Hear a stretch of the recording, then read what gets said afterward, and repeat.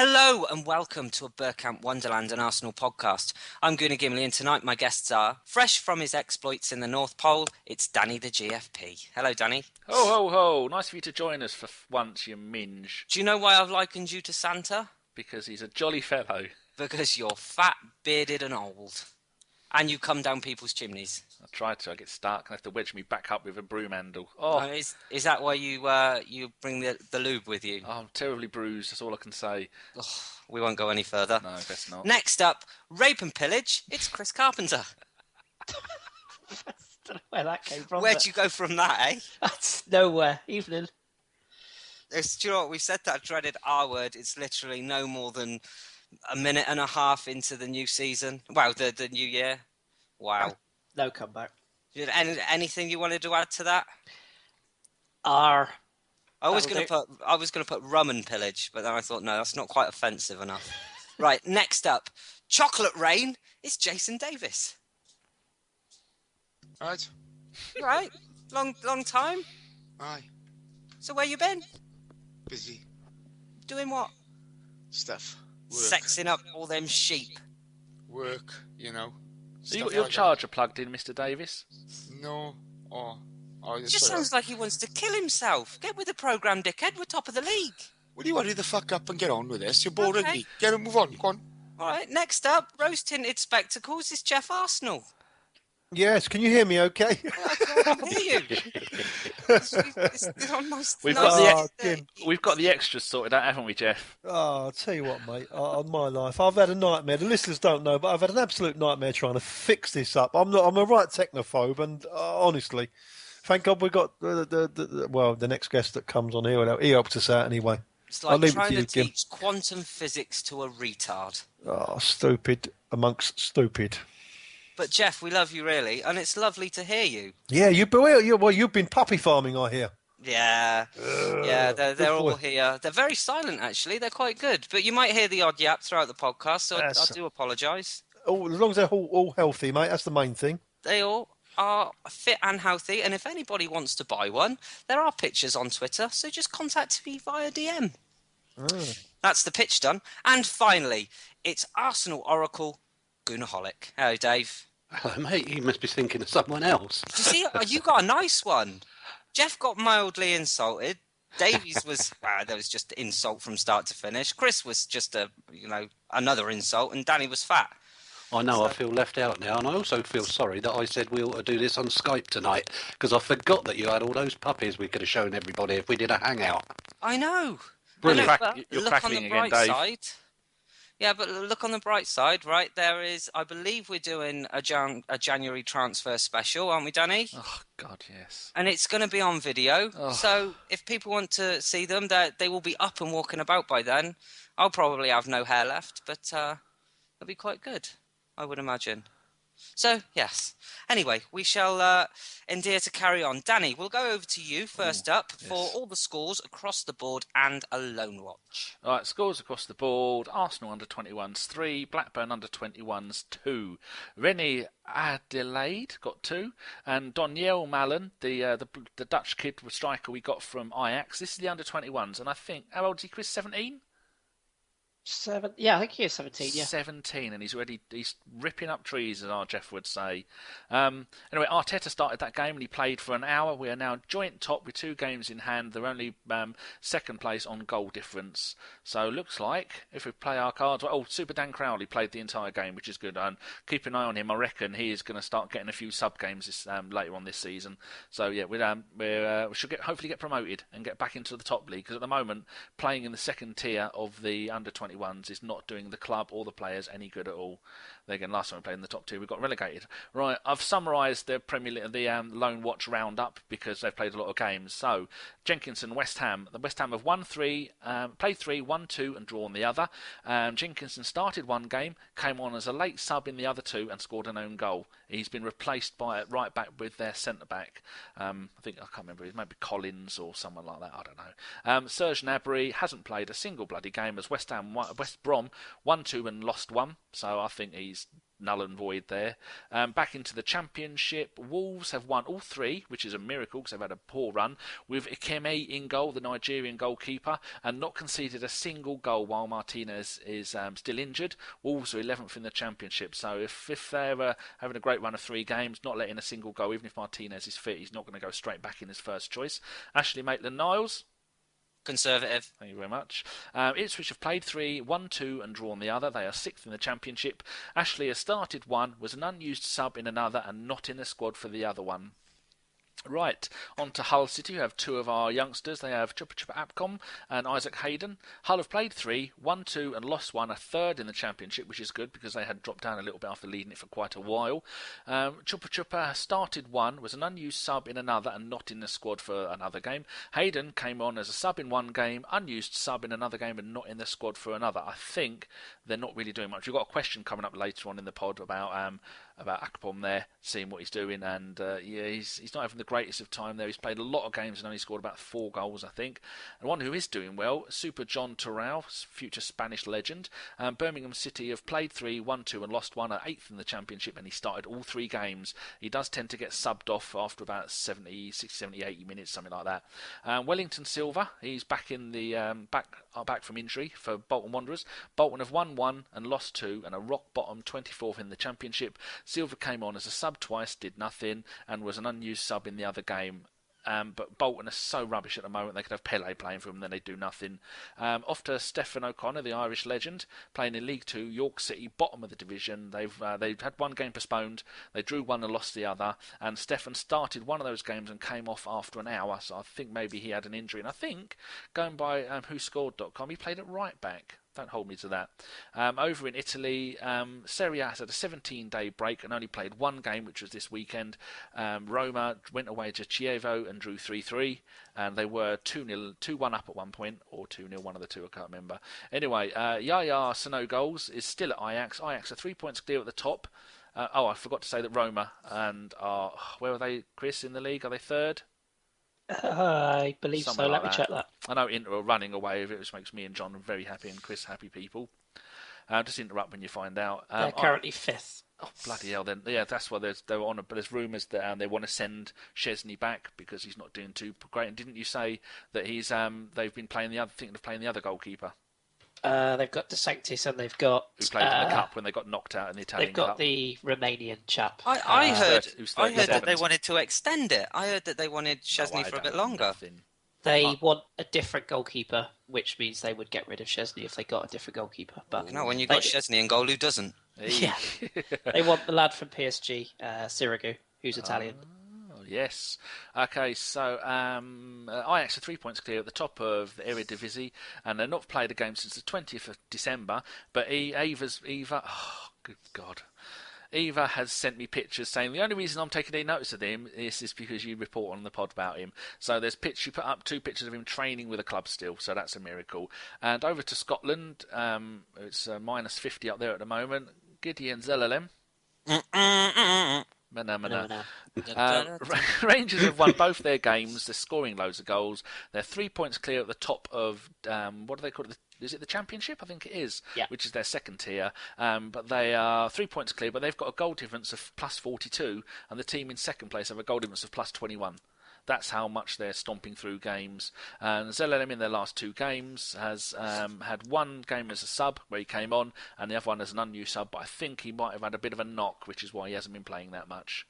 So I think his loan should be up on the 5th of January, I read somewhere. But I would like them to extend it, because if he comes to us, has a few games as a sub, does nothing, it's going to knock his confidence, isn't it? And it'd be nice for him and Rangers to, he'll come back as 6'7" and 20-stone behemoth after playing up there in this weather. Full of cholesterol. Hey, lovely. There you go, that's me done. Okay, wonderful. So we'll go with... We've not covered 3 games over the Christmas period because literally it's not we've been rubbish, we've just been really, really busy. But we've got the 4-0 loss to Southampton, which I think we'll brush under the carpet. A 2-0 win over Bournemouth and the 1-0 win over Newcastle. Because the other 2 were such a long time ago, we'll only cover the Newcastle game tonight. So for his thoughts, we'll go... Jace, did you see this one? Yeah. Let's have your thoughts on it then. Shit weather, Bang average performance. Newcastle were quite decent, but we got 3 points because Koscielny did well. Bang Lovely. it. Now, people say to win the title, you have to win ugly. So, David, is this game a prime example? And does this game make you believe that we can actually go the distance? This game doesn't make me believe that we can go the distance, but I did write the other bit on Sunday when I was reporting on it, and it is a mark of sides. We've not been particularly good in years gone by of grinding out results when we've not been playing so well. And it wasn't everybody, as Jason said. Lauren Koscielny had a good game. Mesut Ozil again was outstanding, but didn't really get a lot of help from those around him, because any width that we got into forward areas was really coming from the fullbacks, which was strange given that we had the Ox and Theo in the side, but they had relatively quiet days. And I was kind of impressed with Newcastle. They set up as we knew they would in order to sit back, invite us on and then hit us on the break. And when they did break, they broke very well. Luckily, they haven't got a centre forward, so we got away with it to a certain extent, I'll grant you. But no, it wasn't a championship-winning performance, but it was a title-winning result, if that makes sense. You know, it makes perfect sense. I think it's an important subject to talk about. So, Geoff, we'll go to you next. Winning ugly. Arsenal have done it quite a bit this season, haven't they? Is that the sign of a championship-winning team? Absolutely, absolutely, no doubt about it. You know, we wasn't at our best. There's no doubt about it. But you know what? It doesn't matter as long as we chalk up them 3 points at the end of the day. And you know, we was under a bit of pressure the last 10 or 15 minutes, but we wasn't really. You know, I think we was okay. We done enough to win the game. You know, and like I say, it's just 3 points. But you know, big shout out to Petr Cech because he was brilliant, wasn't he, in goal? He gives you that calm assurance that, you know, even if they do breach the defence, that you got a good goalkeeper in goal, and you know he has made the difference. And if we do go on to win the league, you know he's got to take a lot of the credit, definitely. And he has been absolutely sublime for us this season. Just how good was he against Newcastle, Kris? Superb, absolutely superb. I can't really add a lot to what Geoff has said, to be perfectly honest with you. You know, he's getting us those points essentially, and everything that was said about pre-season when we signed him, it was the talk of what the difference he could make, and he's made it. I couldn't really add a lot to that, to be truthful. No. And people were talking about him getting us 10, 15 points. He's certainly already done that, hasn't he, Danny? Oh, it's back to the old days. I've said this a few times of having Lehmann, having Seaman, and maybe even to a certain extent John Lukic. People need to go back and look at John Lukic and see the results we got under him, because back in the days when it was 1-0 at the Arsenal, when it was all over, it was John Lukic in goal. The man, it was very underrated by modern football fans because they think it all started when they go Pat Jennings, David Seaman. They forget that John Lukic was a massive part of everything George Graham did in the early days. So yeah, it's just fantastic to have a player back there who you can rely on. That I always say that about the defenders, when you've got one of those like Jennings, Lukic, Seaman, Lehmann or Cech playing, you can carry on defending. You don't have an Almunia back there who's going to be doing a Jerry Payton and running all over the pitch and trying to bloody get us all in trouble. Or you don't have the other player like Szczesny, who was just going to, I don't know, the bloke probably facing the wrong way for most games. He would have the odd good game, but as Roma are finding out at the moment, he's not that great. And he's been caught smoking again at Roma, which they're not very happy about, and that's not doing himself any favours. And I think if Szczesny ever does come back, he's not going to get any more games with us because he's not even going to be third choice.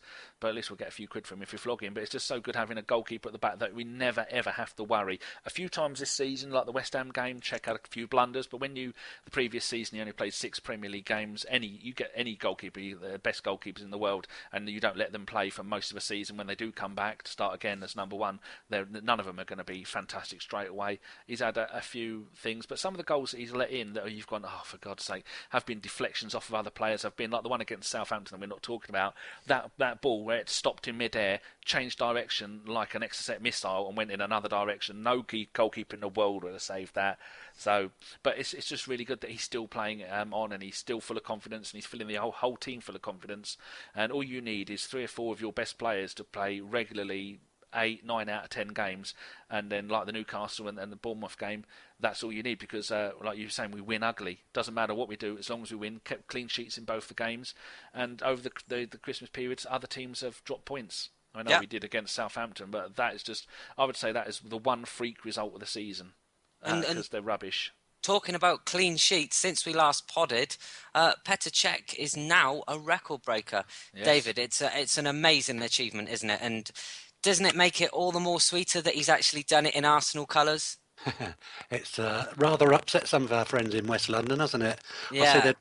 I've seen one or two tweets, obviously, from them about it. But no, the achievement is by the man himself. And everybody's said all that needs to be said about him, really. I think I'll hold my hands up. When we signed him, I was fairly vocal about I didn't really want us signing anybody's number 2 goalkeeper. And I watched him in the Cup last year when they lost at home to Bradford City and he had a nightmare. And I thought he was possibly gone. And I'm now eating a very, very large slice of humble pie because there's no bigger follower of him now. I absolutely enjoyed his performance last week. And like you say, it's not his first. Was it 176 he's now gone? Clean sheets? Yeah, something like that. That's an incredible number. It is. Good. I'm glad when you weigh it up against the amount of games he's played as opposed to the other people in that list, it's even more impressive. I know he was in, a very expensive Chelsea side, but still the number of games. I mean, he's on 300 odd games. David James is 500 plus to get that record. Mm-hmm. And that's what makes it impressive. But you can see by his performances with us, he's such a talented player. I mean, for those who are calling Ospina and fucking Szczesny world class, now we get to see world class in action, not those two jokers. And it's no disrespect to them. Ospina's a very capable keeper, but there's a massive gulf in class. And Jace, what do you make of these stories that Petr Cech has deleted all of his Chelsea-related media content off of his Instagram account? I couldn't care less. Fair enough. We'll move on then. Koscielny got the winner and really bailed us out the ship for the weekend. So what do we make of the morale amongst the team? Because it really looked like it meant so much to them. Geoff, you can kind of see a morale amongst the players that we've not seen for a while. Indeed, yes. And not only that, you could, like at the end of the game of the Newcastle game, in the stadium anyway, it was like it was a massive cheer that went up. We're starting to believe now that we can maybe do this, and it was an absolutely vital win that we got the 3 points against Newcastle, and I think the crowd are now starting to believe that we can win we can win the Premier League. And if you look at, our Christmas games with City, Southampton, Bournemouth, and Newcastle, we had 9 points out. We got 9 out of 12 there. I mean, that's not bad. If we can do that, if we can get 9 points out of every 4 games. Between now and the end of the season, we're going to be. I fancy that will take us through to the title. I really do. And we've got some difficult games coming up, though, haven't we? Well, the next 3 games are going to be very, very important, and that will, it's a good yardstick of whether we are capable of winning the league or not. If we can get 7 points, I think it will be fantastic. If we get 5, we're still in the mix. So. It'll be difficult, but they're difficult games. But Liverpool now got some injuries, haven't they? So we've got all of their team are practically injured. Coutinho picked up a hamstring, and so did Lovren. Yeah. So if we can play a game at Liverpool, I think over the course of the 90 minutes or 93 minutes or whatever it takes, I'm looking for a win up there, and if we do get a win, that'll really set us on the trail. Yeah, no, I agree with you. I'll bring the tone down slightly because there were a lot of players against Newcastle that went off the boil, had poor games, but one that seemed to really be singled out on Twitter was Alex Oxlade-Chamberlain. He started strongly, Charity Shield, whatever you want to call it, but he's been kind of crappy, hasn't he? I know he's had injuries, but Kris, the question to you is, where do we go with him? Because it seems like he's in the pecking order behind Campbell, who's played 10 times better than what Chamberlain has. Many people are saying, no, don't send him out on loan. but if he doesn't get the games, how is he going to get the confidence? I think, like Ramsey, again, Chamberlain is a confidence player. So how do we install that confidence into him, Kris?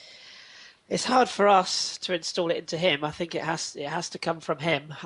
He is going through a tough spell. I mean, when he came off substitute, it was very much heads down. He looks like a player who's desperate for something to go his way. It's almost like the centre forward that needs one to go in off his backside. It's kind of one of those situations for him. But the only thing that slightly worries me is he has had flashes in games where he has looked himself and then goes on to do something rather silly. So.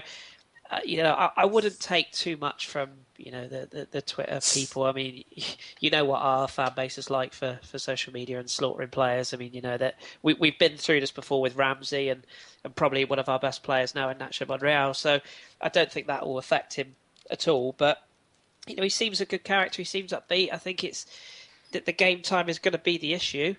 Whether he's going to get that game time we shall see. But the kid's got talent. Like, he's got huge amounts of talent, and every time he's pulled an England shirt on, you've seen that. He just needs something to go for him, and who knows? Maybe a good performance against Sunderland on Saturday might just kickstart it, because it's just confidence, and you can't buy that. You can't force that into somebody. It's got to come from them. Very true. I mean, did you want to just read out? Actually, I'll read it out. Danny's put in the box that Ox has 5 in 24 for England, yet 13 in 124 for Arsenal. Danny, why do you think his level of performance is much better in the international side? I think it's because he starts the games more often. I mean, some of those games would be pointless internationals. But I don't know where the stats are. I could probably go and find them of how many games he's actually started for Arsenal, because I'm just looking at Wikipedia. I'd say out of that 140 games he's played for Arsenal, that he has probably started maybe 20, 30 of them at most. Some of those it may be like at the moment Iwobi's only getting the last 2 or 3 minutes. I don't think that we know his best position yet. His dad says it's through the centre of midfield. I kind of think that he'd be pretty good in the Ozil hole. But there again, Ramsey's second choice for that, and maybe Sanchez could be even second or third choice. I think he's a bit of a confused player at the moment. I don't know how long more he's going to put up with it, because any other non-top 4 Premier League team, he'd be starting every game and he'd be full of confidence and doing well. But we've seen Campbell come in from nowhere. I mean, from nowhere, the club being out on loan and unwanted, coming in and doing the job. And it is a bit sad, because I really do like the Ox. Geoff, did you want to say something? Yeah, I just can't see. I just can't see how people are bollocking him so much. And because he's a fantastic player. He's got brilliant quality. He's one of those type of players that he's very dynamic. The first thing that he wants to do is go forward. He runs with the ball great. He's a great dribbler. Pound for pound, I think he's a better player than Theo Walcott. He just needs games. That's exactly what he needs, is games. And he'll definitely play himself into form. But I don't see it. Has he really been that bad? I don't see it. I really don't see it. He's made a couple of mistakes, but all players make mistakes. Every single player, Do you think it's the expectation is so high, Geoff? Is it very similar to what Walcott was? That he's been here quite a few years now. And, we were sold the dream with him. And we've seen it in glimpses, haven't we? Yeah, but he's been injured, hasn't he? He's been injured, and he's trying to get back in the team, and he hasn't really had a runner. You do need 6 or 7 games on the bounce. Unfortunately, with the team and the squad that we've got at the moment, you're not really going to get that time. So he's got to come in and get a couple of good games under his belt. And I don't think there could be a problem. I think he's a top class player, and I really do. I really mean it, honestly. I think he can go very, very far. Maybe into the world class if he can just keep his head together. Just keep doing what he's doing. Work really, really hard. He'll get his chance, and he'll definitely come back. I just don't see why everybody wants to kick some kind of player month to month, isn't there? Yeah, it's the Eboué factor. Yeah, but month to month. It's usual bollocks, okay? The boy scores a great goal in the Charity Shield, okay? All of a sudden, he's the second coming of Jesus. He'll give us balance. He'll give us this, okay? People talking through their arseholes, as usual, because they don't see him in training. Now, he's had a tough season this year, plenty of mistakes, his concentration's not been right, but he needs time to be able to put that right himself, and he's got to earn the right to get back in the team. He'll do that naturally. He's not become a bad player overnight, but it's this thing again of, we either go bananas over a bang average performance or make something more of it than there really is. Apparently half our players are world class. Well, I don't see it. We have a lot of very good players, but they're going to have off days. They're not going to have 100% strike rate. They're not going to get it right every time. But it's this sort of instant gratification society we live in. It's the Piers Morgan tweet after the Southampton game. Oh, Wenger, you've ruined my Christmas. Oh, really, Piers? You've ruined people's lives. Go fuck yourself, you twat. This is the thing where you got to get it right. The referee gets 3 bad decisions, they lead to 3 goals. Half the challenges, he was letting go were fouls. We had a bad day at the office. Moss didn't help it. We didn't help ourselves. It happens.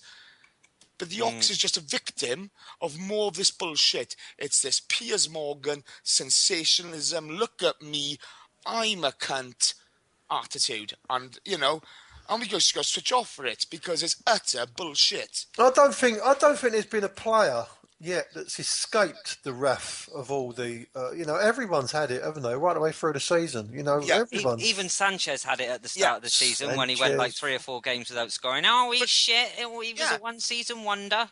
But this is the thing, guys, okay, if you can knock a player, but, it's got to be sort of constructive, People do make mistakes. It's like the Olympiacos game with Ox, where he turns his back on the ball. Come on, mate, you're a better player than that. And he is a better player than that. But, it's slating them for no reason. It just becomes... I don't bother going on Twitter anymore much. I got to be honest with you. I can't be arsed with the bullshit I see. I just, what's the point in listening to people piss and moan? I think what Danny touched on as well is a very, very good point, because he said that, he's not... I don't think he knows where his best position is. He can play all across that midfield, can't he, really? He can play in the centre, he can play left, or he can play right.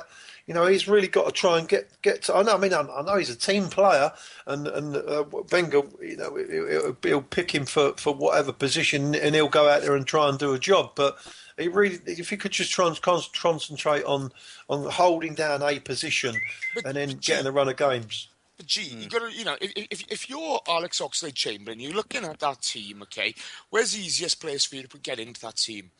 It's on the wing. Yeah. Okay? Because in the centre of midfield, he's got Santi, Wilshere, Rambo. Okay? Yeah. He can't pass the ball better than any of those guys. What can he do differently? Well, Jack runs with the ball like a maniac. He's fantastic with ball of feet. Rambo's got an engine that he hasn't got, and Santi's got a pass that he hasn't got. So it's the wing for him. Now, at the moment, Campbell has knuckled down and is playing better. But, that's the position where he's got to identify, right, I can get into the team there, and from there I can improve my performances and persuade the boss to put me in the middle. That's how he's got to look at it. It's a case of he has to make a name for himself. And only he can do that. I got faith the boy will. I think he's got a cracking attitude and he's got all the talent. But he just needs now to turn the attitude and talent into performance. But it's the only position he's going to get in, isn't it? Unless we have another injury crisis, which we don't need. He's got everything, the kid. Honestly, he really has. Think about it. But he can finish. He can run and dribble with the ball. He can pass the ball. He's got a great engine. But the one thing he doesn't do... pace. But he doesn't play heads-up football. He does not play heads-up football. And that's what he's got to change about his game. Because it's always head down, run at the player, which is great. But, you've got to know where your teammates are. It's a team game. Yeah, that's very true. We'll move on then. And seeing as it's silly season, I've decided to put a little bit of a transfer segment in here. Now, of course, you probably all know we are close to signing Mohamed Elneny from Bâle. And Kris, I know you've scouted him a little bit. You've watched him play and you put some notes together, which were very helpful, and I'm sure a lot of people read them. But for the people that didn't, would you just like to give us a rundown of Elneny?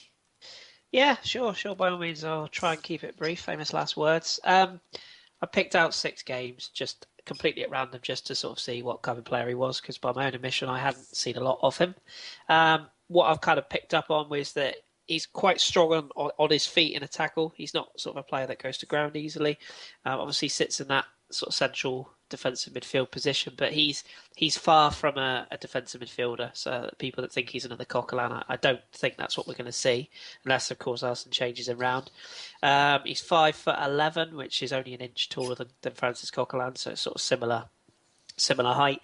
He's technically good. He's confident in possession. He's a ball winner. But the good thing I like about him is when he wins the ball, 9 times out of 10 he picks the right pass afterwards. And he's got very good athleticism, which obviously we've already got with Aaron Ramsey. So I think those two, as a pair, they might complement each other quite well. He is kind of box to box, but he's got a brain. He's not sort of just charging upfield, charging back. So, I love Mathieu Flamini, but I think he'll probably be a better option. Hopefully, if he settles fairly quickly as well, I think he'll come into the side quite quickly. Something else that I really did pick out, and again, you have to take a caveat that it is in the Swiss league, so it's hard to judge whether he can do this in the Premier League. But I wonder whether he might be that sort of plan B that everyone criticises us for not having. And what I mean by that is that when he receives the ball sort of from a tackle, he'll often get it out of his feet and then deliver a decent long pass. Not always, but 9 times out of 10 he will pick a decent long pass. And I just wonder if perhaps when we are struggling in the game, he might be a player that will win the ball and ping it over the top. When you've got players sort of like Theo, like Alexis, it might be an option to get us out quicker. Whereas obviously Rambo likes to run with the ball or drive us upfield by holding on to the ball, as does Jack Wilshere. I think that Elneny is more of a sort of a get it and give it quickly. So the counter-attack transition might be different. Just in the interest of sort of fairness or evening it up, weaknesses that I thought personally, he does like a shot from distance, which is great, but it's not really an Arsenal thing. So I don't know whether that will happen, whether it will be coached out of him. But he has got a decent shot on him from distance, but he did try it quite a lot, and I worry that he's not going to get the time that he would want in the Premier League to do that. And sometimes he does hold the ball for a little bit too long, so he backs his ability, and he's got very good technical ability, much like Santi does. But I'm not sure whether he'll adjust quick enough to the Premier League sort of style of play. I don't think he'll get as much time. The only other thing was he didn't look particularly brilliant in the air, but I don't think that's a massive issue. So I think that's easily coached. So to me, 60 grand a week by the sounds of it, cheap, 23 years of age. We might have found another gem. But to say about the don't mind if I interrupt, Gimli, but Ahmed, who is Egyptian, he's a gooner. He's one of the few that I follow. Go and give him a follow. He's a very, very nice bloke, and he knows his stuff. And he was saying, but for the Egyptian national side, no one overly rates him. Wasn't he hinting at that? I spoke to Ahmed actually. I said, "What was your view?" Because before I even watched him, I said, "What did he think?" And he said exactly the same. And I think it's difficult to judge a player because obviously in that environment, you can only really judge against the teams you're playing, and particularly at the Egyptian national level. You look at some of the teams that he's playing against in the qualification. I mean, it really is, that some of the teams of Pirates are given a run for their money. So it's a hard level to judge in, and again, the Swiss league you can't really judge. But I would back Arsene and the coaching staff to have been very thorough. I don't think they're just thinking, well, we can just buy this kid and hope he does well, because we've got players already that could come in. You look at it, as Fife said in one of the pods last year, they've got the stats company now, stuff like that. And when they scout, it's not YouTube or TV like us. They're at the matches. It's half what he's doing without the ball, etc. You're always going to buy a dog now and again. That happens to everyone. But, they'll have done their homework stats-wise, etc. And with work off the ball, they're watching him. They'll have watched him 15, 20 times, no doubt, Exactly. I've got a little bit of more background information on him. I read a report about him that I believe it was ESPN put out.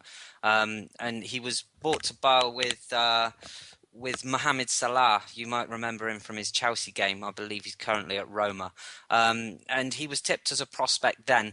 But whereas Salah was the man that was scoring the goals up top, Elneny was going about his business in midfield, and he was kind of not underrated, but he's not a flair player, a look at me, a standout performer. He's someone that if you stuck him in the midfield, he'd go about his business, he'd tick all the boxes, but you wouldn't walk away from a game and go, wow, he was amazing. Just kind of goes under the radar, but does everything that you need him to do. But anyway, I was also led to believe as well that he was, or he is being bought on his stats, which I understand aren't too bad. And if you think that it's all pie in the sky when Arsenal buy players because of stats, then just look at Gabriel, because I believe he was bought in the same kind of fashion. So yeah, I think that's, unless anybody wants to add anything on Elneny. Geoff or David, is there anything you wanted to chip in with? I think that I think Kris summed it up quite well. I mean, you are playing in the Swiss league, and you do get a little bit more time on the ball. The quality is not as good as, but I mean, you'll see the strength of him when he comes up against the teams like, like the high pressing teams like Liverpool, Tottenham, Southampton. When they do not give you any time, the way we play our football, we try and pray it through the midfield and stuff, where they'll close down 3 players or just all round you, all at the same time. And if he gets, it's all about his first few games. If he can bypass that and flick the ball round them as they're approaching him and get a bit of confidence from that, it'll be okay. If not, they'll be jumping all over him. And if you lose the ball in vital areas of the position of the pitch, which central midfield is, then he might lose a bit of confidence. But for nearly £7 million, they said it could go up to. It's not much of a gamble, is it really? He's still very, very young, but let's not expect him to pull up trees straight away. He's only £5 or £7 million. That's what you've got to look at. I think that's very true. David, anything to add? Well, coming from the left wing. Oh, David, you're crackling again. Oh, he sounds like a Dalek. Oh, that's all these lovely. Quickly unplug it and plug it back in again, and Gimli will sing us a song while we're waiting. Can I ask Geoff something while we wait? Just quickly. Yes. Geoff, do you think this is, with the contracts of, Mikel Arteta's being talked about as maybe coaching next year? I think Thomas Rosicky and Matthew Flamini might move on. Do you just think that this is maybe Arsenal's way of saying, right, let's get a player in, he's young, his best years are probably ahead of him, let's get him in January now and hopefully push us to the title and be a benefit now and get him 6 months settled, and then maybe in the summer we look to add another one? And then you've essentially just replaced 2 players leaving with 2 players coming in, and you've got 6 months out of this guy early on. Do you think that's a possibility? I think that's absolutely spot on. I think it's a player that we're taking a bit of a gamble with, but we've still got a lot of midfield players to come back. I think he'll fill in hopefully for the next 2 months until those players come back in. It's a bit of a gamble, but it's not really, because like you say, he'll coach him between now and next season, and we'll have to see how we go with him. But he's tidy on the ball. From what we've seen, he can pass the ball. He's tidy. He's quite disciplined. He sits well in front of the back 4. He's got great confidence. He'll take it off the back 4, the ball. And if he can do that in the Premier League, it's all about the transition from the Swiss League to the Premier League. Some can do it, some can't. But he looks like he's got the confidence to do it. And like you say, he would have been scouted.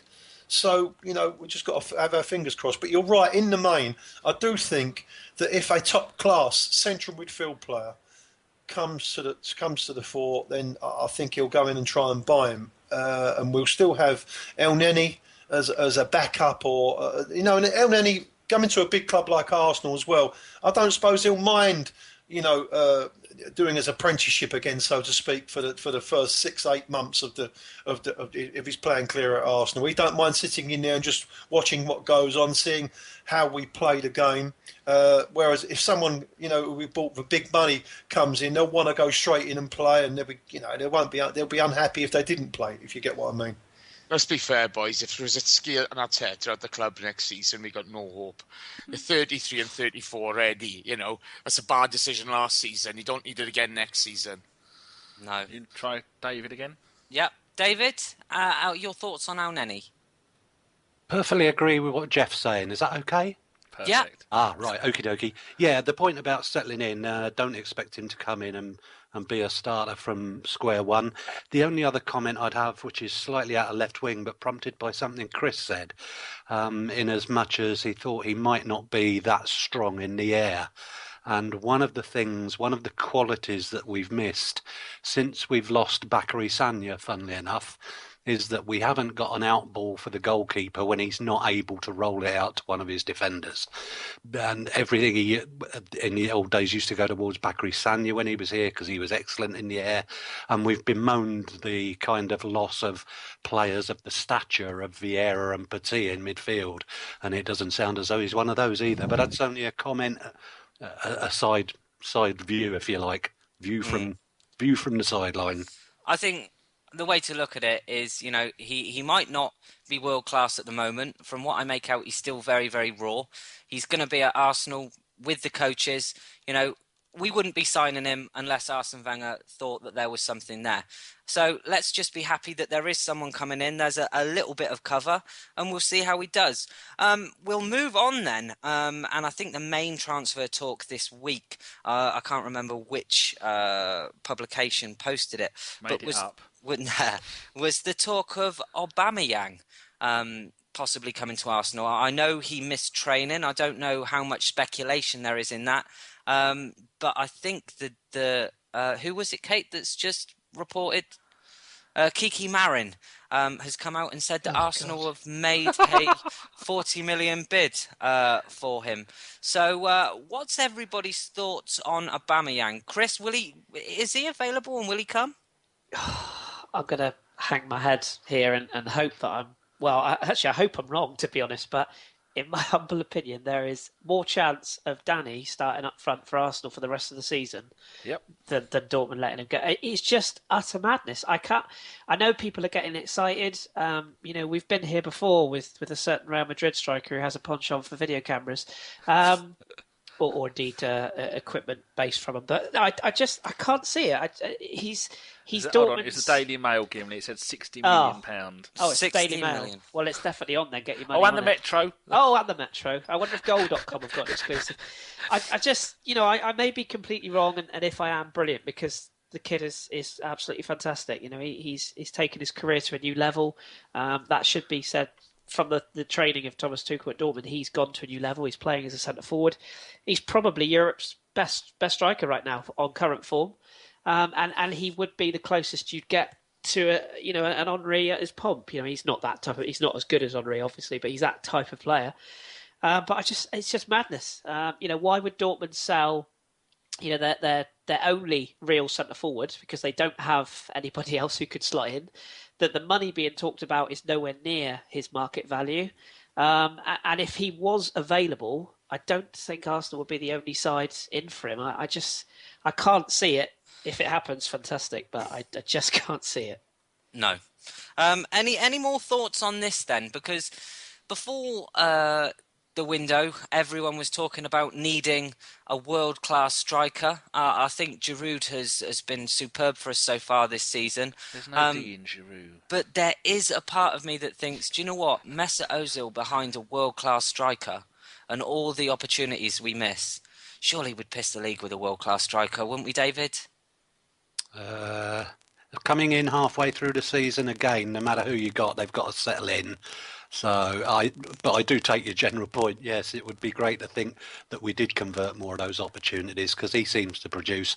Well, what was it? The Bournemouth game, he made 9 chances or something, didn't he? Yeah, I think 10 included if you add fantastic. Into it. But who is available? I mean, Aubameyang would be the one, but if you are Borussia Dortmund, he's got 17 goals this season. They've got nobody else who can replace those goals. There's not likely to be anyone available to them or to us. So, no, I think it's just... I think we're dreaming for a centre forward. I would love to see someone come in, because I think we do need someone other than Giroud, who has been excellent. But we just need that competition for him, and it's not there at the moment. Jace, is there anything you can add to that? Do you still feel the need for a world-class striker at Arsenal? You've got to strengthen the squad if it's available. But Aubameyang's never been my favourite player, but his form is electric at the moment. You can't deny that. But this time last year, it was all about Lacazette, wasn't it? He was the best striker in Europe, and next year it'll be somebody different. They'll have their eye on somebody who they think will fit how we play will fit in with the squad. And to be honest, whether they're world class or they've got potential, I'm not too bothered. It's that strength and depth at the moment. Theo can play up top. Alexis will be back. You know, it's about more about the makeup than the squad than the name, isn't it? You know, so hopefully we've got irons in the fire, and you know, I'm more concerned about Coquelin cover at the moment than I am about a striker. That's a really great point that you made there, Jace, about someone who's going to come in and fit in. No matter who you buy, no matter what position you're bringing them into, we were talking earlier about the spirit in this squad. Yeah. And it is, I have seen it firsthand on a couple of occasions. They really are a bunch that mixes together, that plays together, that laughs together. They really are. And you don't want someone coming in there who's going to go and disrupt that. And I'm not saying that any of the players we're linked with are in that bracket, but you can be damn sure that when we're looking at players, that's something that comes into the equation. Exactly, but you know, when you look at it, Dave, you look at the season we've had so far. It's been a bit of a roller coaster. Throughout all the injuries, we've still come through. Yeah, the boys have still come through. Sorry, because you know the fans, we're up and down. You know, we have our little hissy fits and what have you, but they've still come through, which is a great credit to them, as individuals and as a group.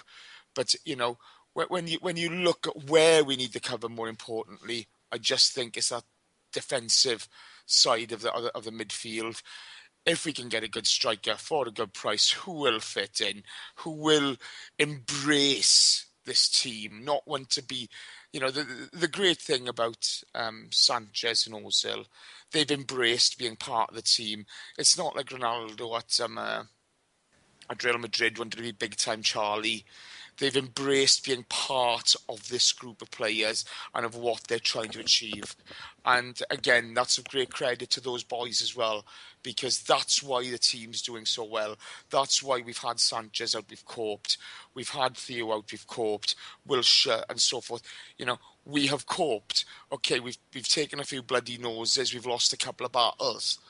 But at the moment, we're top of the league and we're going okay. You know, could we be better off? Of course, you know, but we are where we are, and this is the place where we have to deal from. And so hopefully Arsene Wenger and the board and whoever's Dick Law, hopefully they've got their eggs in the right basket and they're going to bring somebody in who'll complement this squad. And we should talk about the funny side of the transfers as well. Of course, it's silly season, and my favourite player that's been linked to Arsenal this week is definitely, by a country mile, Troy Deeney. So I congratulate everyone at the Daily Star for coming up with that story. And if you have any of those drugs left, please pass them to me. I'd certainly like some. But anyway, if there was any truth behind that story, Deeney himself said that they've got a project at Watford and he wouldn't want to come anyway. So fuck you, Troy Deeney. We'll talk about the outs as well. Hey. And what? I'd like to talk about Aubameyang if I can. All right, go on then. If you don't mind. Go on. Sure. Yeah. Okay. I like him. I'd have him at the club in a heartbeat. He does remind me a little bit of Henry, the way he started his career at Dortmund. His first season he was playing out wide because he had Lewandowski up front, and partway through the second season is when he was mainly playing up front for Dortmund. This season he's got 27 in 27. He's got 18 in 17 in the Bundesliga, and the Bundesliga is probably as competitive, if not more, than the Premier League. People might agree or disagree. Last season he got 25 and 46 for Dortmund. And like I was saying with Henry, he started off at his Dortmund career playing out wide. He can cut in. He's really, really fast. He's a little bit skinny, and he could get murdered if he comes up against the wrong people. But we're not going to pay 60 million for him. They're not going to sell him because they will see this as their season to come back, Dortmund. And I don't think they're going to push Bayern for the title. I mean, they're almost guaranteed second place. And he's a really good player, but he's getting on a bit now. I think he's 26. Just going to have a look at this. Yeah, he's 26. He's 27 in June.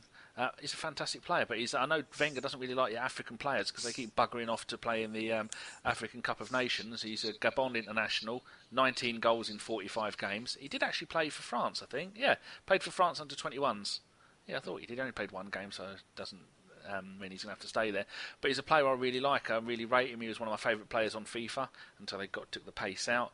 But it's just it would be He's interesting. still got 96 pace on FIFA. What are you talking about? Until they took pace being like important in the game, which they have done in FIFA 16. Oh yeah, true. Pace isn't as dominant as it used to be. But then again, real life isn't FIFA, is it, Geoff? No, real life is definitely not FIFA or Football Manager. Oh, there you go. That's that. I'd love to see him at the club. Yeah, that's all I've got to say. And Danny, yes. How much would you like to see Troy Deeney at Arsenal? I think Troy Deeney is a very underrated player. There was 2 seasons ago when he was kicking arse with Watford in the Championship. He had plenty of teams. I think Burnley were going to make a big money move for him, and he decided to stay at Watford. And when he was by far their best player, and good luck to Watford. I mean, I've had my Twitter disagreements with people who are Watford fans because as a Peterborough fan, it fucked me off to see the Watford running away and ruining the loan system. They went around the loan system so badly that they had to change the rules on the loan system because they got about 1,000 players. And I think they had loads of players from all the other clubs at the Podi. Oh, what's his name? Oh Jesus! The bloke who owns Watford, Granada, and Udinese. Pozzo. There you go. I went too far away. All Potts. It might well be, yeah. So but it's really good of him to stay at Watford, and now he's getting the praise that he deserves because he's not just a striker. He is quite like Giroud, where he sets stuff up for other people, and he's very unselfish. That's why they got that other young bloke who's got 14 goals in 2015 for Watford, I think he is, and he's been linked with a move. Agallo. Yeah, well done. But when the Pozzo family took over Watford, they said they want UEFA football. What is it called? Not the Intertoto Cup, is it? Europa League. There we go. Bloody hell, they're all in there somewhere. He wanted Europa League football within 5 seasons, and it looks like if they carry on this season and next season, they could do it. All they've got to do is finish top 8 and maybe be in the FA Cup final. Actually, no, that doesn't work anymore, does it? If you're the FA Cup runners-up, you don't get the UEFA spot. It goes to the league team. No, I have seen a few crazy transfers this week. Am I right in saying that Bournemouth might have got a Turbe from Roma? Yeah, that's crazy. Is that not crazy? That's the new Messi. That's in the same level as the fella that Shaqiri at Stoke, or Bojan at Stoke, or Afellay at Stoke. It's could even mental. be seen as better potential than both of those two. Because I think he cost them about 18 million when they bought him. And am I right in saying there's another one that they're in for? That's like, I can't believe they're about to sign. Oh yeah, that's Al Sharaway, isn't it? Yeah, he's going to. A nightmare, isn't he? He looks like he's going to Roma. That looks like that's going to happen. So he's that's a one-season wonder anyway. Yeah, just one other really quick thing on Aubameyang, just very quickly. His dream. He's come out and publicly said his dream move is Spain. He's got a Spanish mother and he wants to play for Real or Barcelona. So that's one thing. The only other thing is a lot of people have said on various social medias that, why didn't Arsene Wenger get him when he was cheap? It's all his fault. Why didn't he get him when he was cheap at St Etienne? Simple. He played as a winger at St Etienne and he was never particularly brilliant. He had all the flash and all the promise, but he was never played through the middle and never really looked like a player that would be worthy of the sort of money being talked about now. So, this is his breakthrough season, playing as a centre forward. And 50 million, 60 million euros, I can't imagine Arsenal would pay that. But if they did, or if they did offer it, I think Dortmund would probably listen. So it's just a sidebar for the people that say, well, we should have got him when he was cheap. But Arsene is not usually the sort of manager that goes back for a player that he's passed on in the past, because he was offered, I think I'm right saying he was offered him when he was at Etienne and he turned him down. So it'd be about unusual. 20 million then? 20 million euros is about 14 million quid. But I don't know. He did have a bit of an attitude in those days, and he seems to have cut that out. So maybe Arsene would go back. And as you said, him and Ozil would be, that would be pants-wettingly exciting. But just don't think it's going to happen. Oh, do we know if Ozil was signed that new deal? He was offered a new 5-year deal, wasn't he? I don't think he has yet. Nothing's been announced just yet because it would be everywhere if he had. Sign it.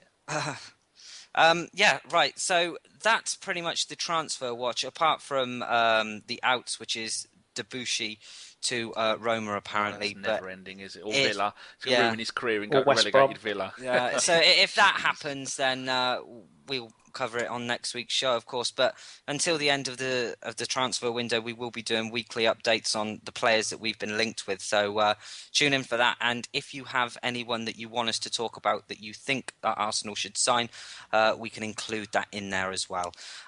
Next up, then, we've got some Arsenal awards, which is 2015, the ABW Arsenal Awards. So, Kris, you've written them up this afternoon, so we're going to go to you. Crack on. Cool. I'll just rattle them through quickly, really. They're kind of one-word answers, so I'll just ask you all, and Kim, if you want to take a note of what people's answers are, and then you can decide who the award goes to. So Get your crayon out. Get your I crayon out. haven't got a pen and paper, and I'm too stoned to type. Danny can do it then. Yes, Yeah, I'll let do Danny it. do it. He's got Okay. fingers. Right, so the Fat first award of 2015. So this is 2015 as a year. So it's the Guna Gimli He's Mustard Award, and that's the Player of the Year award. Oh, beautiful. So we'll start with Dave. Ozil. And Geoff. Mesut Ozil. Jace. Check. Oh, he's gone full hipster. Danny. Sanchez. And Gim. I'm going to go Mesut Ozil. And I went with Olivier Giroud. So there you go, Danny. Get scribbling. So Ozil had to check one. No, Ozil had 3. Ozil had Did 3. he? Yeah. Oh, I didn't ask to speak too quickly. This should be how many of us? 6. Yeah. So 3, 4. I've only got 5. I thought this was going to be polished. Danny. Well, you, Geoff. Oh, what did It's Jason? certainly a Jason said turd. check. What did you say, Chris? I've gone for Giroud. The, Oh, well, there you are. the, I just over, ignored the that. overriding vote is Mesut Right. Ozil. There you go. That one's done. Okay, the second award is the Danny the GFP Cheeky Monkey Award, and this is for Most Improved Player of the Year. Start with Gim. Most improved player. Oh, Koscielny. No, not Koscielny. Coquelin. Coquelin. Okay, Danny? Oh, it's got to be Coquelin. Jeff? Nacho Monreal. Good Oh, shout. that's a shout. Oh, Dave? Mr. Arsenal. Dave? Hello, Dave? Oh, sorry, he beat me to it. Nacho every day of the week. That's Jace. Joel Campbell. Oh, that was my second I choice. went with Joel Campbell as well. Oh, so Campbell's got 2. And They've all got 2. Point of order, Nacho Monreal was always good. Oh, yeah, absolutely, yeah. I don't think he's improved anymore, whereas Campbell, beginning of the season, would never have thought he'd do what he's done, to be fair to him, isn't it? But if it's Couldn't agree more. 2015 and you're talking about 2015, for me, there has been no player that has stepped up to the mark more than what Coquelin has. Coquelin, Campbell, you can split hairs. Do you want to let listeners decide that, Danny? No, we have to decide. Can't involve them freeloading Yeah, scumbags. you've got to get Geoff and Dave to change their votes. Yes. There's no way Monreal was bad in 2014. Sorry, Yes, boys. Chase has got a point. He can't be most improved when he was really I'll brilliant. argue strongly that he's much better in 2015 than he was good in 2014. You're crackling, Dave. He's been, pound for pound, he's maybe been our best player apart from Mesut Ozil. Well, maybe one of you two need to change Campbell, because Campbell's only done it for the last 3 months, hasn't he? Maybe 2 months. Yeah, and he's not. He's been all right, Campbell, but he's only had maybe 4 or 5 decent games, mate. He's not been that good. Has I he, remember Swansea, he was good. Spurs, he was good. To be fair, though, where he's come from, he came from nowhere. Coquelin the same, to be fair, but I mean... He came from the World Cup, Jace. How about the fact that me and Jace actually agreed on something means that gets the deciding vote? Fucking hell, that's Yeah, a go on. Actually, It's a one-off, very too. Exactly true. It's a one-off. I overrule all of you, and it goes to Joel Campbell. As the host, Gimli has. If it's a draw, he has the casting vote. Yes. Okay, Joel So Campbell. he went with someone he didn't even vote for. Brilliant. Right, let's move on. This is the Geoff Arsenal We Can Beat Bayern Munich. We've done it twice before award. What does that mean? Best result? It is the best team performance of the year. Danny, do you want to start us? No, because I'm typing best team performance. Okay, Geoff, you can start then. I've got to go Manchester United. We blew them away for 20 minutes and just controlled the rest of the game. Fair enough, Jace. I've got to agree with that. We took the piss out of them, didn't we? You know. Wasn't it lovely? The Bayern game was a brilliant performance, but we outplayed United. I forgot about Bayern. Shit. Gim? Yeah, I think that Man United game, every player stepped up and they showed us just what a quality outfit they can be. Fair enough. And Dave? Manchester City away last season, because that's the first game that told us we could beat a rival. You mean on the last road. year? Or do you mean last season? Last season, wasn't it in February? I think it was Yeah. in February. Yeah, Oh, yeah, I I believe was it was. clarifying whether it's the 2-1 or whether it was was it 3-1? 2-1. 2-1. They were away. both 2-1. Yeah. Ah. There's 2-2 at home, wasn't it? Up at Middle Eastlands. Oh, yeah. Well, they found oil, which is why they're worth $2 billion. And I Oh, went with Olympiacos. Sorry, 3-0 you away. bloody would be. Yeah, so- OLYMPIACOS, and then one for that. I think United gets the vote, doesn't it? Yeah, No United gets no the one vote. voted Bayern. I'm going to say Man United as well, because it's the one that gave me the most joy, spanking them, ruining them. They were dizzy, spinning around in circles. They had no idea what hit them. So Actually, boys, the Liverpool game humping them 4-0 Oh, that was last good. season as well. Yeah. that's too easy, though. Oh, yeah, but still, we're the greatest team in Europe. More on that game in the next award, funnily enough. We've won the Champions League 5 times. Selling Fuck t-shirts. Okay, so Man United is the vote. Next one. This is the other Geoff Silky Smooth Award for Goal of the Year. So your favourite Arsenal goal of 2015. Dave starts off. Alexis in the cup final. Yeah. Danny? I'm still typing, Alexis. Go on, I'll go last. All right. Okay. Gim? Yeah, I've got to agree. That just the way he put Shay Given on his ass, I could just watch that all day long. It's porn. Chase?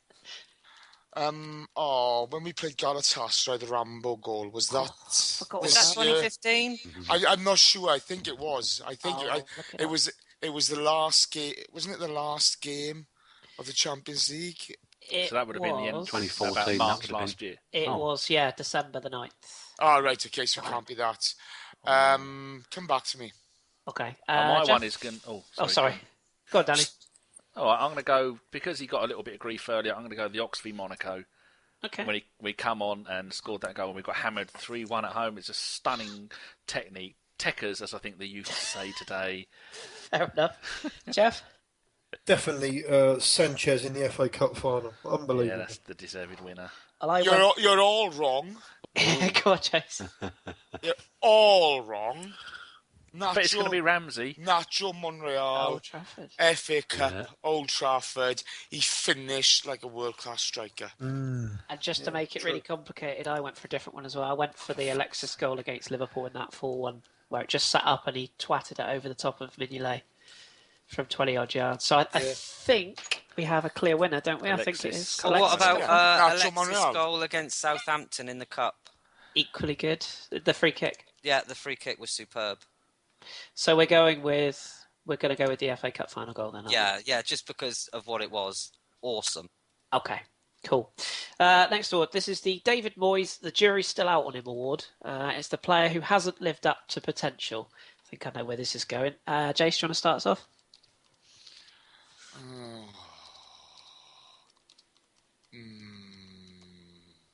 I really don't know. And we're not slagging any players off. We're just saying maybe. But this is the thing. You talk about potential.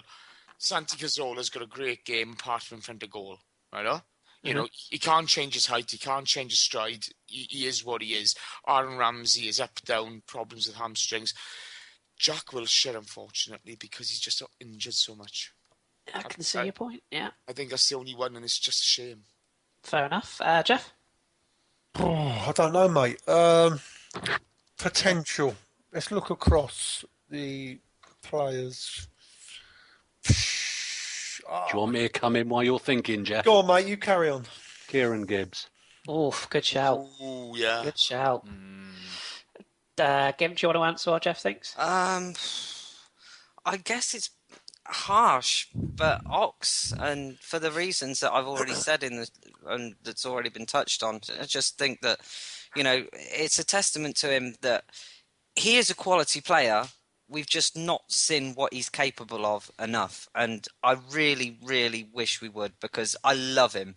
I love the boy. I think he's got a fucking... he's just some of the goals that you've seen him score in training for England. I just wish he'd do that for Arsenal. Do you know what I mean? And it's just frustrating. It's not, like we said, it's not us slagging off a player. It's just must do better. I guess you could call it the must try harder award. Yeah, I second that. I went with Ox as well. Jeff, Oh, did and you? me. Oh, I and went for the Danny. Ox. So it's probably decided. But Jeff, who would you plump for? I'm going to go for the one and only Yaya Sanogo because he's had more loans than one of them birds up King Cross. Oh, and, Geoff, there was no potential there for a start. Well, they reckon there was. But I'm going to punt for that anyway. See, To be they fair- still remain anonymous. They're To that be fair- embarrassed. Yeah, but to be fair, Sanogo helped with us a cup final. He did. Through hustle and bustle. Without him, we weren't winning that game. Let's be quite fair to him. But the boy, talk about not getting anywhere. Unbelievable. He's the Raphael Mead of the 21st I think century. he needs to ring up the Royal Mail and get a fucking work permit and see if there's any jobs going. Okay, so I think He just missed the post, though, wouldn't he? Probably would. He'd get caught by the dog. So Ox gets that just then. But it's a good. Kieran gives us a great shout, by the way. The next one is the Andrew Fife Smooth Operator Award. This is the overall favourite performing Arsenal player or player in an Arsenal shirt in 2015. So it can be for any reasons you want. What's this one called? The Andrew Fife Smooth Operator. Yep. And Then what? it's your overall favourite performing Arsenal player this season. Or this year. Well, how's that different from best player? Because it's just your overall. It's like an overall kind of. You just really think he's done well, and it doesn't have to be a player of the year. Favourite player or best player? It's a no-brainer, mate. Favourite performer. Yeah, I expect everyone to say the same thingy. I'll go first if you want. Go on again. I was going to go Mesut Ozil just because it's everyone has woken up now to see that the boy is just world class. But he ain't going to leave him no more. No, but Not that he ever was. back in the early days, I think everyone on this show was saying if you actually sat there and watched Mesut Ozil for a whole game, you would just see how fantastic he is. Again, it's one of those players that plays the game with so much class. A lot of what he does goes unnoticed. But I think since that time, he's taken his game to the next level. And I think just look at the assists he's got. He's clearly going to break Henry's record. And good luck to him. He's just takes your breath away to watch him. Put it this way. Has anyone got anyone different to Mesut? Yeah, I have. Go on, Jason. Yeah, I have. I got to be honest here. I'd have Ozil third, okay? Because he's just got that capability in him. He's just such a wonderful player. For me, then Doesn't score enough goals though, does he? That's my problem. I don't mind him not scoring. He's not goals. greedy enough. But he's changing that in his game, to be fair. But I go Monreal second because I just think a level of consistency he's brought to that position is phenomenal. Winterburn-esque. Yeah, well, he reminds me a bit of Lee Dixon. He does because of the hair and stuff like that. But I just think his consistency and the level of which he keeps up game in, game out is phenomenal.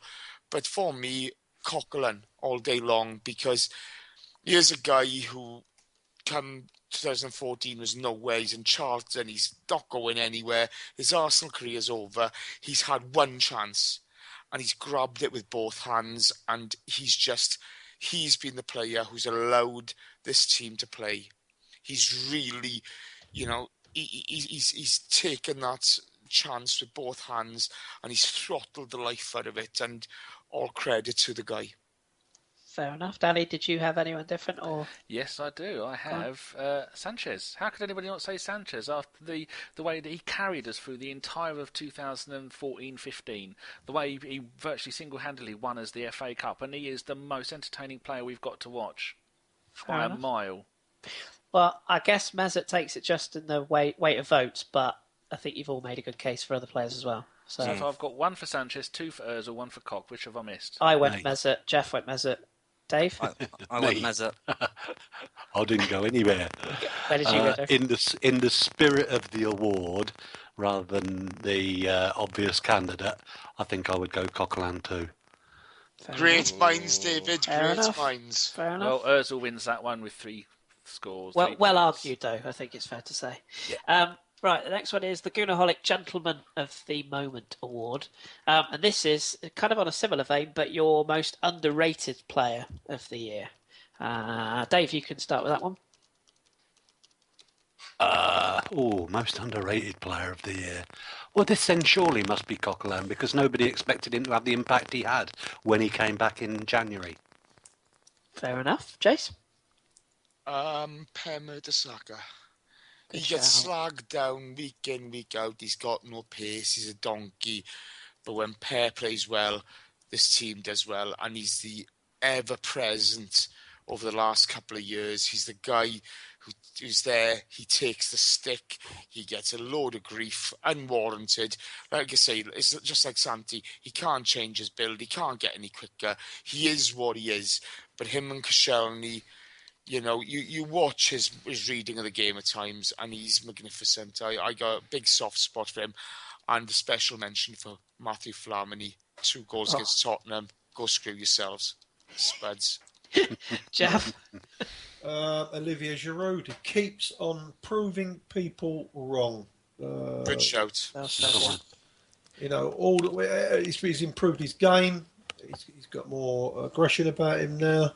Keeps on scoring goals, and you know, he's so underrated. But his link-up play, his link-up play at times is Bergkamp-esque, and it is. 33 goals for Arsenal in 2015, by the way. I went with Giroud as well. Danny, Not a bad return.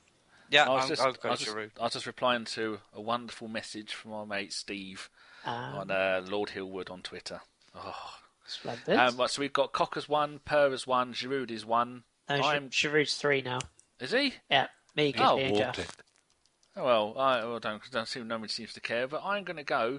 Most underrated player is going to be Theo Walcott, because when he plays up front and he has confidence, I think he is a world beat, as we saw against Bayern Munich. He was such a good player in that game. They shit their pants at half time and changed their entire formation and changed their 2 midfielders. That's how good he can be. He's underrated by himself more than anyone else, I think. Fair enough. So there you go, Giroud wins that one. Yeah, okay. Couple more serious ones and then a couple of light-hearted ones to finish. So this is the other Jason, beard-growing, whiskey-sipping, pipe-smoking award. How the fuck am I going to type all that lot? I'll send it to you later.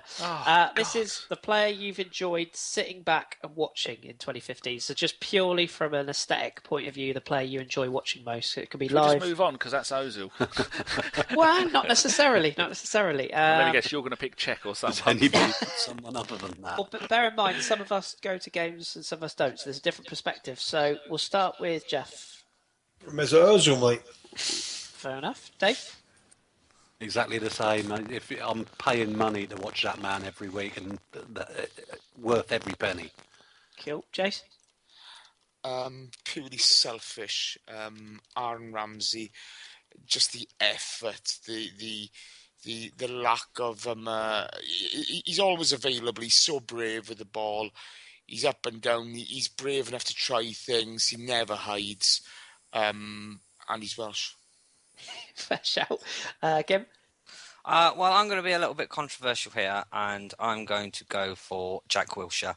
I've really enjoyed reading his Twitter. I think some of the tweets that he's put out, it's nice to see his kids growing up. And how he's growing into a more mature player. So on that fact, I'm going to go Jack Wilshere. Okay. Where are we up to at the moment? We've got 1 for Wilshere, 1 for, because I was just talking to Steve. 1 for Wilshere, 1 for Ramsey. 2 for Mesut. Oh. So your vote might be very important here, Danny. Although I said Sanchez has been my favourite player of the season overall, I think to watch Ozil is mesmerising. It's like watching Bergkamp. I don't know if anyone else has said anything like that, where the way that he will just he'll have 5 players running at him with sharpened, pointed bits of sliced mango, which we all know are extremely dangerous weapons, and then he will just go, phew, and he'll sidestep one, stand over the other, slide through the legs of the other, take it round the other, then Harlem Globetrotter style, bounce the ball past the other, and then dink it into the top right-hand corner, because he is that bloody good. Actually, boys, can we have a special shout-out for Chelsea this last summer? Oh, that's coming, Jace. Don't worry. That's been particularly enjoyable watching. I've got that. Don't worry. Hold on. Goodaholic has made a good point. What happened to one-word answers? I've just gone on for an hour with my answer. Sorry. No, you know why it is, don't you? Because he's run out of beer and he wants to get down to the shop before it closes at 10. You're crackling again. We will get David's thing sorted out. We think we know what it is. Shush, you silly bugger. I know. Well, Mesut wins, but just very much on a similar line to Jace, I went for Francis Coquelin just for the passion and how that kid's come through. I love watching him. No one went for Sanchez. No. Again, it's the play I've enjoyed watching, so it doesn't need to be the best play. I've enjoyed watching Sonogo doing nothing at Ajax when I predicted he'd get 30 goals this season. Right, next Shows award. how much I know. Next award, only a couple left. Right, this is the Raj Patel ITK Slayer Award. This is for the best or worst Arsenal Twitter account of the year. Try and keep it polite, because I know where Kim's going straight away. I bet you don't. Okay, go on, I'll start with you then. All right, I'm going to start with Mo, because that man is the biggest abortion that never happened. These are the views of Mr. Guna Gimli. You could have gone for the best, but okay. Jace? Oh, I really don't care. I thought you might say that. Geoff? What are we doing? Best and worst? Best or worst, you can take Jeff, your pick. Jeff, just do worst. The person that really fucking grinds your gears. We never get off the bloody... Nobody grinds my gears, but definitely the worst Arsenal account I've seen recently on Twitter is Bradders 1066. What a fucking tosser. Seriously, though, that Mems has got to be up there as well. What a delusion. Now, Mems is all right, mate. Mems is all right, honestly. But that Is Mems playing the game? My God. He said he wanted to meet me last week. Still, look on the bright side. At least we can have Gary Monk now, the silly little fuckwit. Dave? Oh, dear. Let me go for a best one then. Darren Arsenal one. Oh, He's done a cop-out. Danny, have you got a best or a worst? I certainly have, but I can't remember his bloody name. I've been following him for about 4 years. Brilliant. So, hello to you. No, he knows who he is, because I asked him if he would ever like to come on, and he said no. Well, I've got a best one. Actually, we've had him on the show. It's Darren Berry. For me, Darren Berry is a world-class Twitter account to follow. Darren Berry's a star. He's already knocked one out tonight. He's not. Would you rephrase that? I was going to say that was. So knocked one out at the park tonight. We'll let Danny decide. I've gone for. I'm just scrolling through because I was talking to him. Oh, here we go. You know that bird Mems flew to my army to give the shirt to Booby. She's put something. Here's a message for Arsene Wenger, and he's just retweeted. He has no fucking idea who you all love. Straight to the point. Bingo, bango, bongo. I did think the baseball bat would be away for long. It'll come out very shortly. Trust me. I went for @Arsenalist, which is a guy based in Toronto in Canada, as a best because he retweets. Throughout every game, he retweets vines and links to every chance, every booking, every tackle, every goal from every Arsenal game. And Give out his at. He's @Arsenal with ist on the end, so Arsenalist. Very, very good account to follow, and he always tweets everything live. So very, very useful if you can't see the game. So there you are. I found my one. Well, it's actually two blokes. It's because it's more how they interact with me. It's Tone, who is @T50Red. I was thinking it's T49, but it's not. Him and it's @Simply Enigmatic. Simi Javel, because the amount of times he will crack me up. He went through the entire plot of The Martian by making it all up. And I think wasn't it Sherlock Holmes saying that him and Moriarty had a baby together? And that was the entire. And he went on for about 10 tweets tweeting it. It was so those two, they're really, really funny. So Simply Enigmatic and @T50Red, but it's mainly because of the way they just take the piss out of what I say. Cool, fair enough. Right. So who wins this one? It's entirely up to you when we publish it's the up to Gimli. No, go on. You can pick this one. Maybe give Arsenalist a shout just purely because he's very helpful. The amount of good stuff that he does. So that's ARSENALIST and then Tone. So I'm going to Tone, that's Sim, and Jason said no. And the other one was Darren, who everybody should know. Yeah. Darren Arsenal 1. And then the other one is NA. Well, did we not have a winner for our favourite worst account? Oh, yeah, the biggest cunt is Piers Morgan. I thought we could either vote best or worst. No, we do both because it's funny. If you want to do both, you can. I've left that entirely floating in the air. But so see, now I've got one for Mems, one for Mo, both of worst, and then all the others have got one each for best. Maybe you could just tweet them all and give them all some love. Oh, I don't want to pick a worse one because have you not seen that Bradders account? You're obviously not listening to me, mate. It is tragic. Yeah, he's got 2 pencils up his nose on his avatar. I can't even. It's not even. Honestly, it's not for debate. It's just fucking done, mate. Just award it and be done with it. You know who does deserve it, though, Geoff? Your pal Blackburn George. No, Easy. no way. No, George is okay. I'd stick him up. Shout and a half. I'd stick him up as one of the best, mate. He's different class. Special shout for Claude, who's improving international relations day on day as we speak. I won't go any further than that. Not even Bully winds me up that much anymore. Oh, he's dropped off the face of the earth, hasn't he? Thank God. Yeah, I know. It's good. Right, one more serious one, and we've got two funny. So we can't decide on that one. Yes, no. we're Arsenalists. Give it to that wingnut Mo. Right, this is the Goonie Girl Cake. Keep an eye on him in 2016 award. I didn't want to say anything funny or offensive because Kate might get upset. Because she'll murder you in your sleep. So this is the player that you think will have a big 2016 for Arsenal. Gim, do you want to start us with that one? Puppy. Might have just got Puppy in the background. I apologise. I'm going to say Elneny. Okay, Geoff? Even before he signed. Difficult one. I'm going to go Olivier Giroud. Shout. 30 goals. Oof. Let's float out the Geoff. Oh, the Geoff. I've gone similar. Jace? Has he picked either other Geoff? Yeah. Sorry, what are we doing? I didn't know either. Player you think will have a big 2016. For Arsenal, obviously. Per Mertesacker, he's massive. Well, actually, I'm going to change mine to Gabriel Palista. Okay. Oh, Danny? that's a good one. Goody. He's going to have a great year for... I'm going to go Ozil because he's going to keep getting better and better and better. And once he starts adding goals to his game, he is going to be... Barcelona will offer us everybody at the club for him, and then he will still say no. Okay. I tell you, I hope as a really big 2016 is Jack Wilshere. Yeah, after all those injuries, I'd really like him to do well. We all love Jack. Yeah. I went full hipster, so you can just ignore me, but I went for Yassine Fortune. I think the kid's going to be very, very good when he gets a chance. Okay. Well, who wins this one then? Because we've got 6 different answers. Okay. Nigel Winterburn. I overrule you all and choose Gabriel. Yeah, that's fair shout. I nearly voted Gabriel. Fair shout. Yeah. He's gonna get more and more game time, isn't he? Yeah, I was going to say we're going to see a lot more of him, and I think eventually throughout the course of 2016 you'll see Mertesacker edged out, and you'll see Gabriel as Koss's main partner. So I think he's got a massive year ahead of him. You're hoping, mate. You're absolutely hoping. I think. I don't see those two forming a partnership. Scott Vermaelen and Koscielny written all over it, but I hope I'm wrong. Now, have you agreed twice I know. in one podcast? Jesus, the end is nigh. I've got to go to the doctor tomorrow. Have yourself put down? I've got to be put down. Right, last two. These are funny ones. Well, hopefully. This is the Dom Nuski Biggest Fanny Award. And this is a player from an opposition team that you just want to man the fuck up.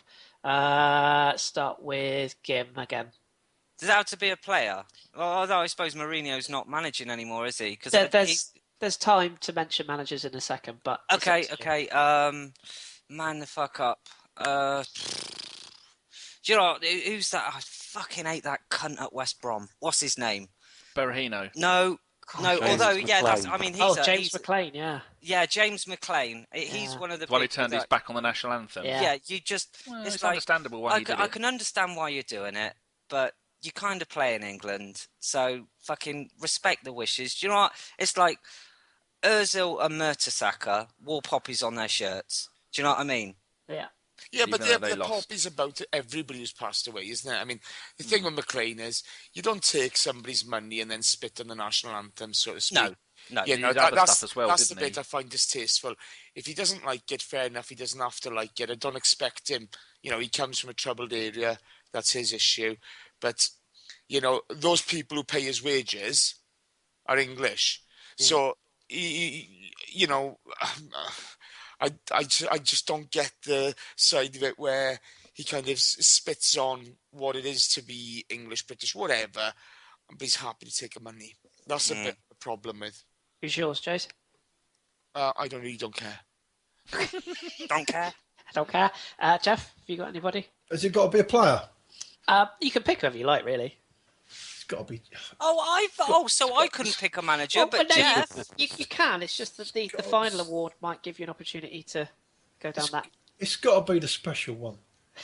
The absolute specialist in failure. Oh, Jose beautiful. Mourinho. Beautiful. I mean, he's been fantastic to watch this year, isn't he? Do you know what, again, the best part is he came home and he got sacked again. It's very true. He came home. I'm the happy one. Oh, what a twat. Dave, have you got anybody different?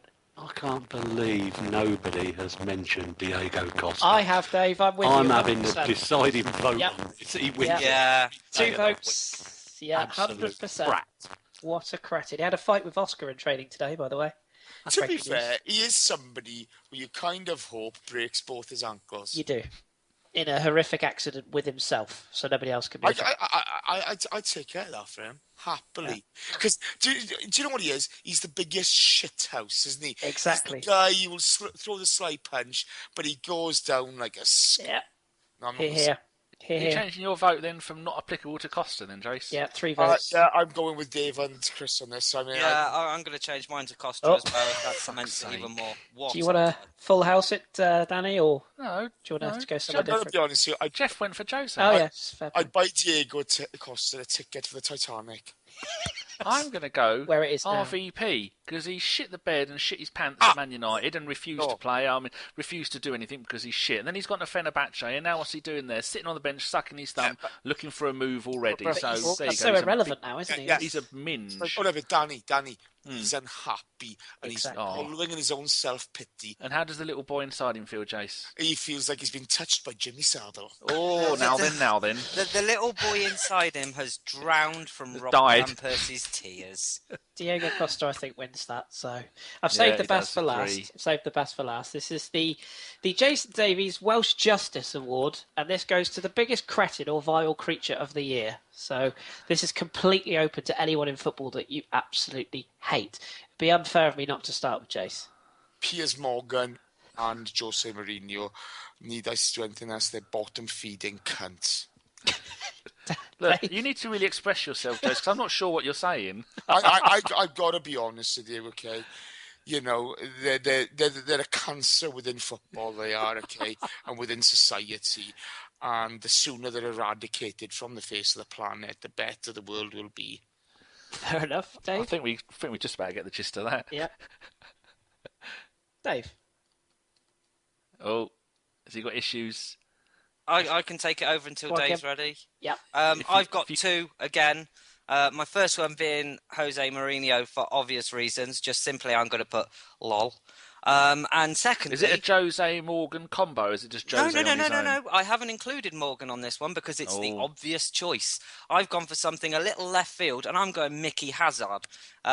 Just for the simple fact, when we beat them with the Flamini 2 goals, he just blocked a load of random Arsenal fans, people that hadn't even contacted him, spoke to him on Twitter.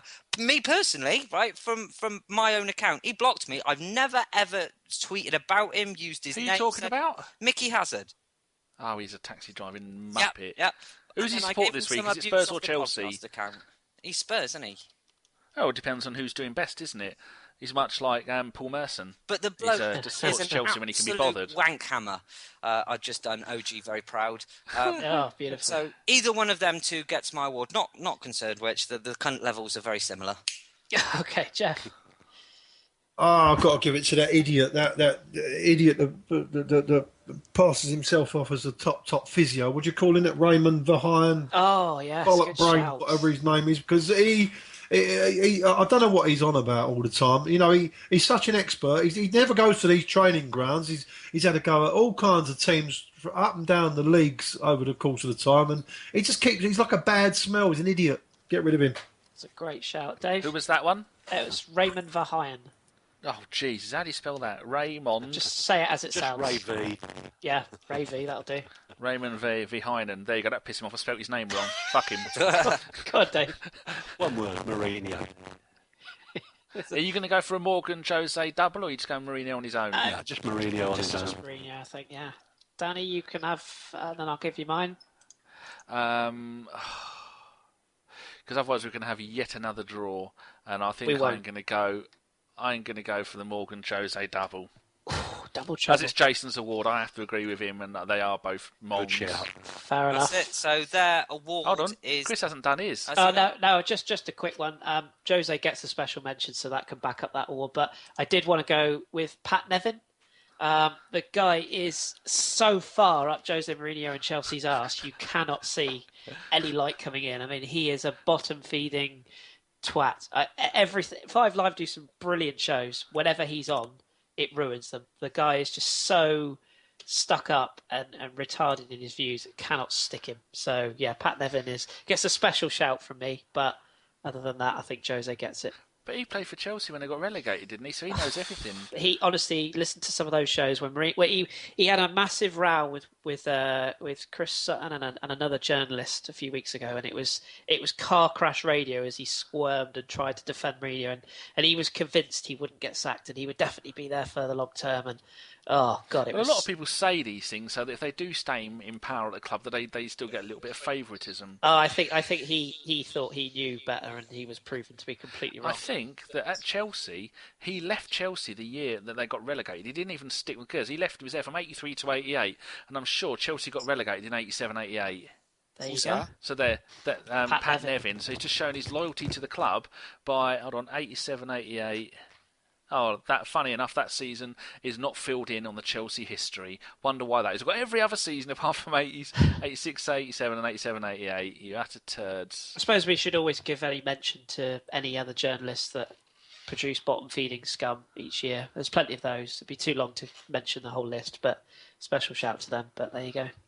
So there you go, Gim. That's the ABW 2015 awards wrapped up, and back to you, sir.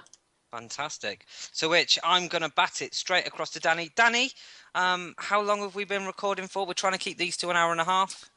Almost an hour and a half. Oh. Hold on. Breaking thing on the thing. I just got the 87-88 season. And where did Chelsea finish? Oh, no, it wasn't 87-88. Oh, no, that's the wrong division.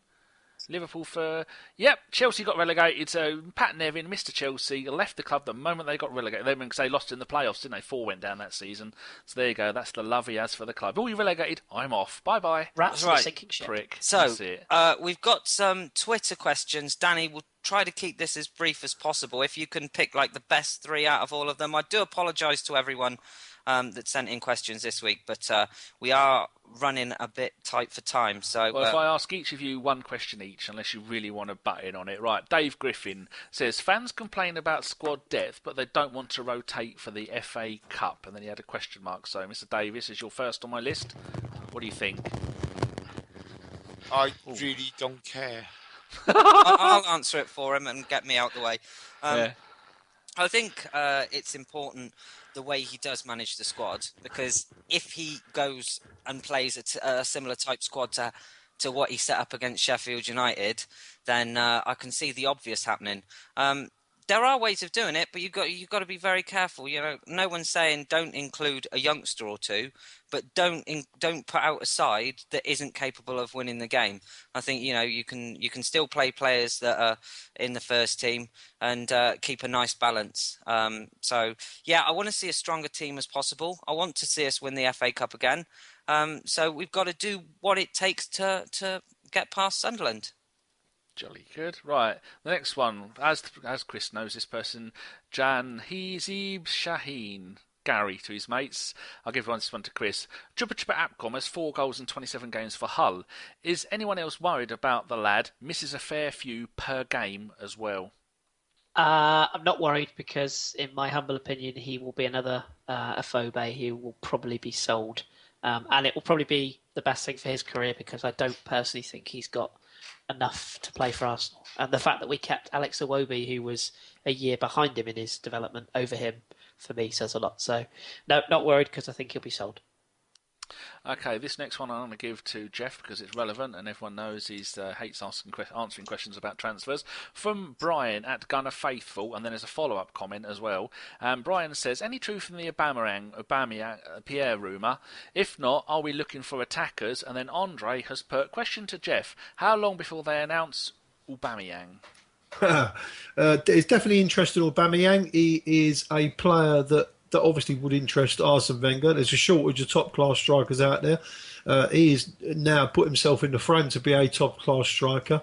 The kid's got everything that Wenger likes. He's got pace, power, good eye for goal, scores goals. Whether or not we can get him, I agree with Jason. There's going to be a lot of teams that are in for him as well because there's a shortage of top strikers. Honestly, it will take a lot of money to shift him from Dortmund in January. If we're going to get him, it'll be, I reckon, the summertime. There you go, and you can't hold Geoff to that. Right, this next one for David, Mr. Goonaholic, if you're ready. This is from Per Svensson, who, like me, is now dabbling in the world of WordPress. Good luck, Per. I think you're going to need it. What players in our youth squad could we promote instead of buying? At the moment, I think Carson kind of made his feelings plain after we'd had that League Cup debacle that he didn't think any of them are ready. I think he's being a little bit harsh. I think he may regret saying those words I said earlier about obviously Geoff in Adelaide. I think is one who may well make the breakthrough in 2016 depending on what happens. You've got to think if we're remaining in contention for the title, then we're going to be going with a pretty strong side all the time, and the opportunities he may be restricted for the next 5 months to FA Cup games coming on from the bench maybe. But I think next season when we're back in the whatever passes for the cock-up these days, he'll get his opportunity there, and if he takes it, he's one I can see getting through. And I'm still hopeful that we'll get Gideon Zellerlem back from Rangers stronger and a better player. Wow, what a beautiful answer. Can I chuck Christian Bielik in as well? Just for, you can try. Yeah. He's a big old beast. Just launched him in. I think given another 6 months worth of development and a bit of heft put onto his muscles, I think he might be seen next year. Okay, final. There's one last question that everybody want a yes/no, but the final actual question for Jason. This is from Carl at @that_London_guy_ with more underscores. Regular on ABW Radio. He says, will the pending returnees from injury have an effect on the business we might do in the transfer market, Mr. Davis? No, I don't think they will. I think you're looking at we're short up top of a quality striker. We know that. We need more depth there, given the injuries we have in the season. You got Arteta who's 33. You've got Rosicki who's 34. They're out for most of the season. They've been pointless squad numbers.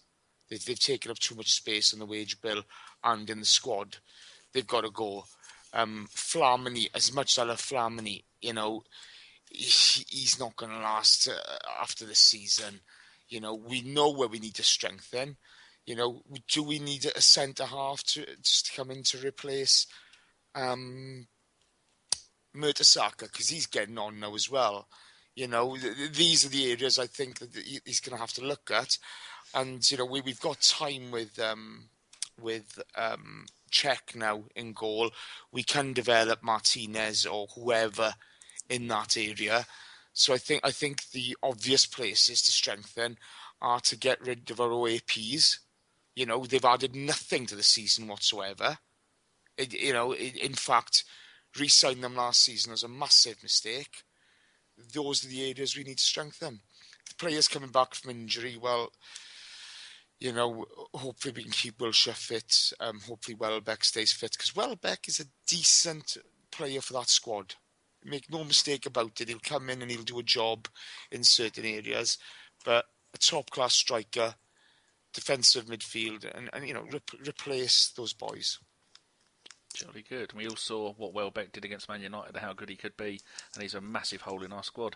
Yeah. Final question is a yes/no from all of you, from Pete the PA Gooner. We have 4 hard league games coming up. If we get through these games still on top of the league, can we start to believe that we can win the league? And I'll start with Geoff. Yeah, definitely. I've said it from my 2015. Talking about that, Danny. My quote from saying about the 2015, we were the best team in 2015. I know you don't get a trophy for it, but I do definitely believe, our form has been definitely over the second half of the season has always been very, very good. If we can just replicate what we did in the first part of the season, I think we'll go clear. Good. Kris, keep it short. In short, yeah, I don't see why not. You know, That's the shortest answer. Oh, nearly shortest answer you've ever given. if we're top of the league now, you know, it's ours to lose, isn't it? We will never have a better opportunity. And the next 5 to 6 games are absolutely vital, starting with Anfield on Wednesday night. With their no players. Yes. David? Yes is the simple answer. Jason? I'm more concerned with whether the team believes it or not. I always think we can win the league. Even when we were bang average, I think we can win the league because that's what I think. But if this squad now doesn't believe they can win the league, then it's time to get rid of them all because they can do it. They're more than capable. It's time for them to man up like they did on Saturday for the next 18 games and deliver. That's the truth of the matter. It's time for them to deliver. The manager's shown faith in them for years, most of them. You've got a cracking squad together. Yes, okay, we could have done the additions in the summer, but these guys are top of the league at this moment in time on merit, on performance and merit. And now they need to continue it and drive through till the end of the season. Jolly good. I think, yes, we definitely can. And handing it back to Gimli like a secret Santa. What do you think, man? Oh, hell yes. I think there should be a certain amount of emphasis on what business he does in January because we've been in this situation before, haven't we? And he's let the transfer window pass him by. So I do think, he's got to add a few more. And it doesn't necessarily have to be world class, just squad fillers just to see us through. But if we can get a decent amount of points out of the next 5, or if we can stay top of the league out of the next 5, then hell yes. Right then, we're coming to the end of the show now. So with that in mind, we've just got predictions and shout-outs left to do. So we'll start then with Danny. And can I have your predictions for Sunderland in the FA Cup? We have to do 2 because we're playing Liverpool next midweek as well. Okay. So I will be asking all you this lot in WhatsApp, because I always forget. I think we're going to beat Sunderland 5-0 because they are at an all-time low, and I think we're going to go to Anfield, and I think with their no players and playing their attacking football with the stretching the whole team out, we're going to get them on a counter-attack, and I think we'll beat them 3-1. Okay. 5-0, and first goal scorer is going to be... he's probably going to play Giroud. He hasn't got much choice. So probably Giroud, and against Liverpool, Ozil. Okay, I'll go next then while I remember. Sunderland in the FA Cup, I think we'll beat them 2-0 and Ramsey will score first. And against Liverpool, I think we will beat them 3-1 and I'm going to go for Ozil as the first scorer. Geoff, you next? 2-0 versus Sunderland, Giroud, the first goal scorer. I think we'll beat Liverpool 2-1 and Alexis will score the first goal. Oh, he's back, is he? Mm. Oh, lovely. Okay, David? Funny one against Sunderland because I think both teams will play squad sides. So I'm going to go for 3-0 Arsenal with Theo to score first. Liverpool, I'll go for 2-1 with Giroud to score first. Okay, fantastic. Jace? Sunderland 3-0 to the Arsenal. Ox to score first in that one. Oh, will it be a screamer? Enough his arse. Oh, lovely. Dom-esque. Well, what he needs. Yeah. He just needs something, doesn't he? He just needs something for confidence. And Liverpool, I think we're going to beat them 4-1.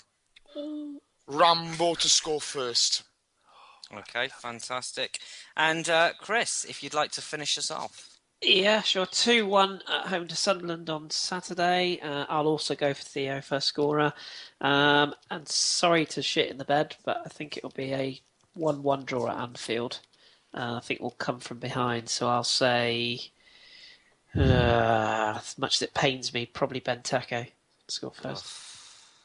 You just had to end it on a miserable note. Sorry, it just reeks of one of those games that I'll say no more. Hopefully I'm completely wrong. I hope I am.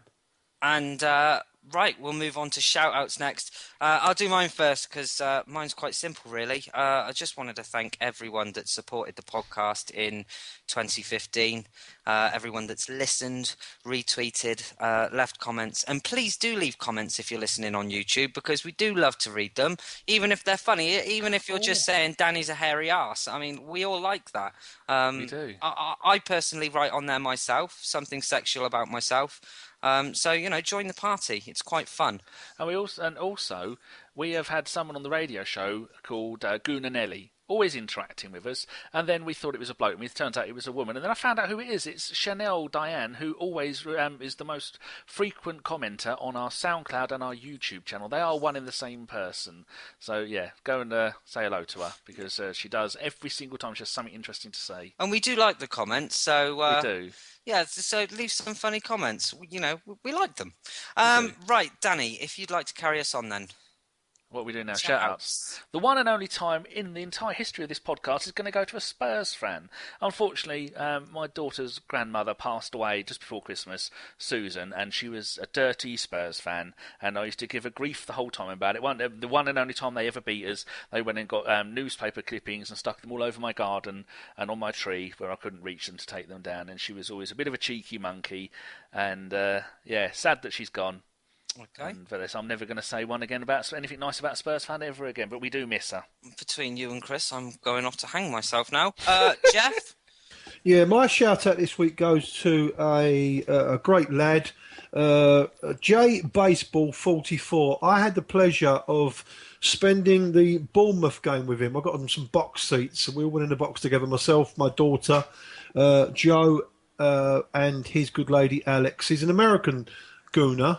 And I'll tell you what, they get a lot of stick, these foreign guys that come over and go to the games whenever they can. But he is so knowledgeable about Arsenal, so knowledgeable about Premier League and European football. So a big shout out to him. Go and follow him. He's a lovely lad. And he's got plenty to say as well. He's got good opinions. The Canadians are the worst. I don't know what that's all about. That's terrible. Oh, Danny. Dragging it down. David? There's only one for me today. Someone who's had a real good bunch of news, and it's at Lucy Gooner. I think most people know Lucy. She's been told today that she'll be invited onto the pitch to present the PFA Player of the Month award to Mesut Ozil at the Southampton game. And as you can imagine, she's a little bit excited about that. So fair play. Yeah, and he's had so many, he might even let her keep it. Best of luck. Chris? I would have to echo what you said, Gim, about thanking people. So I do just want to quickly thank Dom, who's currently somewhere in South America. Bolivia, I think. Yeah. Doing a bit of scouting. Somewhere. Also yourself, Gim, Danny, Jason, John, Tom, Neil, all the radio crew, basically, because they've done an awesome job in 2015. But my actual shout out goes to a gentleman called Gaz, at Gazman Jones. Myself and Danny know him. He does an awful lot of work for me on another podcast, and never ever complains unless he's had a couple too many wines. But he's a top man, and he does a lot for me, so I really appreciate it. And he's a gooner, of course, should say that. And I think it's probably about the time as well that we should announce that Lord Hillwood will be joining us. I know you've got yours. Be patient, Welshie. Right. I bet he forgot. So, no, I didn't. But Okay. Lord Hillwood will be joining us on a show very soon. So for those of you that are long-time listeners... Yes, I'll make sure of it. But for those of you that are long-time listeners and have followed us since the start, Steve was one of the original crew. So it will be great to have him back, and you'll get to see him on a few podcasts again. He is absolutely superb. And he knows his stuff. Top man. Sorely missed. He's been Kit Kat time, Stevie boy. Kit Kat time. Get out those bushes. and to think we've replaced him with the likes of Mark Fife. King is unbelievable. No, it's Fife. Fife was Steve's replacement. Fifey's not too bad. I don't mind that. He's all right. Fellow posh But boy. the standard has dropped, I'm afraid. Drinking deer's blood from a crystal receptacle. Welcome. Mark Fife. Mind you, did retrieve yourself getting Dave on board, so thank God for that. We've decided to add a bit of class. We wanted someone in your age range, Geoff. Well, you got a bit saga there. Go in some. Oh, that's wonderful. Jace, did you do yours? I can't remember. No. No. Mine's for Tom at Noob Gooner. That's NOOBGOONER. I know him. Top man, Noob. He's a top man. He's funny. He's brilliant. He's hell of a follow. He's top man. So there you go. Wonderful. So that just about wraps up the first show of 2016. A big thank you to all my guests tonight, Danny, Geoff, David, Jason and Kris. So that was a Bergkamp Wonderland podcast. Thank you so much for listening and a happy new year to you all. Good night. Good night, everybody. Ta-ra. Love you. No, cheeky Tell you monkeys. what.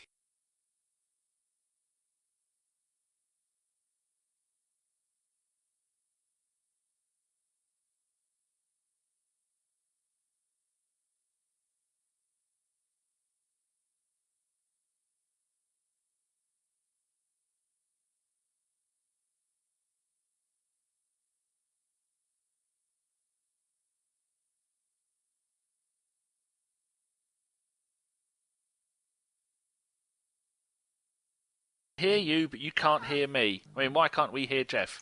Goodness knows. As long as he's on those sound preferences, as long as he's done the output and the input. Well, he did, because we heard him for a while, didn't he? We did hear him. Does he need to perhaps sign out and back in again? Does he? Or... I noticed that Skype has had a few updates. Every time you log in, it says, off. we're improving your Skype. Every time. It's like, no, you're not improving it. You're just making it more difficult to use and more cunty. Yeah. There's more adverts. Yeah. Pretty much. You heard me in the other account. We heard you in both accounts, Geoff. Dave, talk him through that audio settings. Yeah, it's the Apple in the top left-hand corner. Click it, you get a drop-down menu. Second one down is System Preferences. See, I like He that, says Geoff. he's done it and they're both on. Okay. Have you got your microphone muted, Geoff, by any chance? Ah. I hope he has. Oh, that would be quality. Did Geoff buy the Microsoft one you got me? No, he doesn't use stuff like we use. Unless it's gold plated, he's not interested. It must still be on a handset. Can you hear me? Yeah. Yay! Fucking hell. What, was it on mute? Yeah. Wait, you remember I did that with what was that Bristol firm? I went on their podcast one time, and they had Paddy Barclay on and everything, and I was on fucking mute for the first 20 minutes, and they couldn't get through. Right? Oh, it was so embarrassing, man. You know what? And he's never invited me back on since. I know why. Fucking amateur. I think he thought I sabotaged it. Oh no! What do you call the kid from Bristol? Nice lad. Daniel Cowan. Brilliant, Oh, man, nice kid. Goonersphere. I was really, I yeah, felt really them bad. lot. He's moved to London now. He's in the big time. I felt really bad, honestly. Now, I'm sure they think I'd sabotaged his podcast on the strength of the AEBW. No, I'm good friends with him. Well, I am. Yeah, no, I was gutted because it was a good podcast as well. Yeah. But anyway, shit happens. I'm here. What Jolly. a fucking drama.